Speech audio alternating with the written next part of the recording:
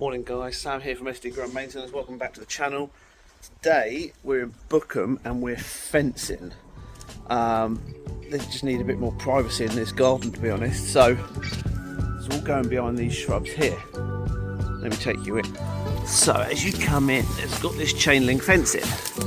Runs all the way down the back there. So we've got to basically create ourselves a bit of an alleyway to get down there and get the fencing in. Going to be a bit of a tight situation to get in. As you can see, it's quite thick in here, so yeah, we're going to have to remove quite a lot of the branches. We're going to basically be putting up the fencing the same as what they've got here minus the trellis, so we're doing a close board panel at 3-meter bays.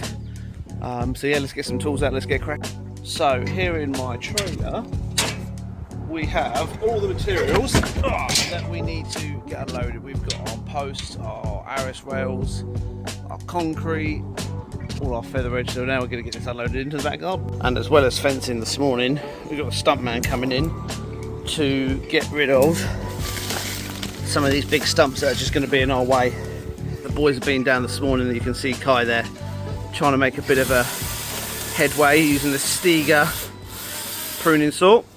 This is a first for us, but we've had to come on a tortoise rescue mission. The customer next door neighbour has got 2 tortoises, so as we're finding them, we're having to bring them in and move them into their new pen. Rescue mission complete. And I'm a little bit astonished of how big this one is, right? This one here, let me spin you around. This is the female and this is the male. The size of the difference. So Rich is now in here starting to grind out the bigger laurel stumps using a stump grinder.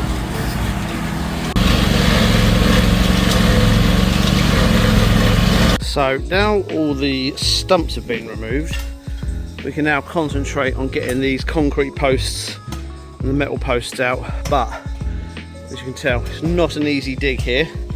We're trying to keep as many of the shrubs as possible, just so we still have that added protection.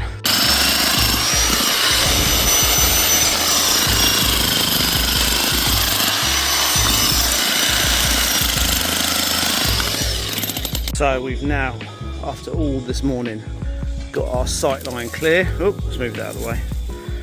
Got our sight line clear, so now we're going to start digging holes. We're going to have to do a small return onto the wall here. But yeah, we're cracking on. So here we go, we got our hole dug to the level, the depth that we need, and we use post mix, so we fill it halfway up, and then what we do is we pour in our post mix,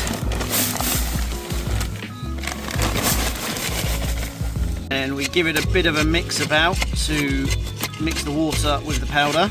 And then now the concrete will take about 10 minutes to activate before that post is then fully solid and gone off.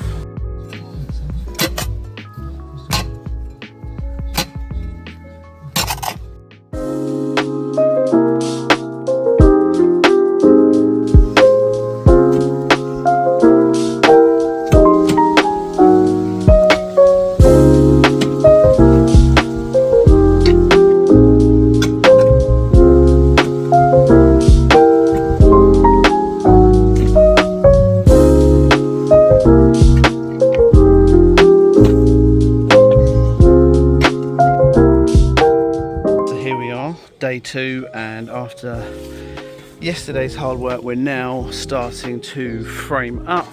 The boys are down the bottom there just digging in the last post, and I'm just trying to get these rails set up ready to pin our feather edge on the tops. So the tool of choice is the Milwaukee M18 FNN nailer. With this we can absolutely fly through nailing up our bays.